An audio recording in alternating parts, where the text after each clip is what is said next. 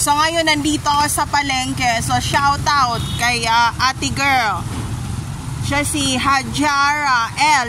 Asim RN. RN ka na pala ate girl. And ngayon nagdoktor naman siya sa Fatima University. And sa Tres Terraces Condo, Lagro, Fairview, Manila, Quezon City rin siya nakatira.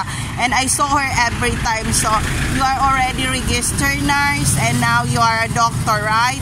So ayun, so 4 years siya, 4 years, 2 years experience in the hospital, and now 10 years again course for medical practitioner na siya na doctor. So ayan siya.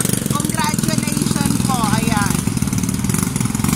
Nandito siya sa lugar na to, kanilang they are influenced people here in Palengke, in Cotabato City, Mindanao. So ate girl, mukha lang siyang teenager pero registered nurse na pala siya.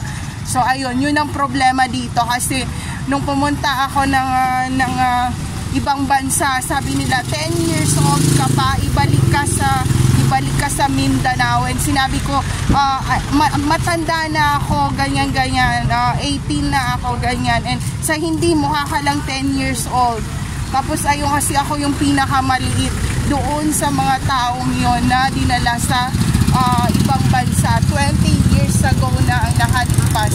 So ngayon, pabalik na ako and we will see what school naman ang university ang kakabugin natin ngayong araw na to. So iikutin natin to kasi mahirap ma-death threat excuse me. Kung wala akong VIP treatment, bakit ako ang gusto nyong i-death threat? Answer those questions. Hindi naman makatarungan yun na namatay na nga lola ko dito, wala nang natira sa kanila, tapos you want to death threat me? Hindi magagawa yun.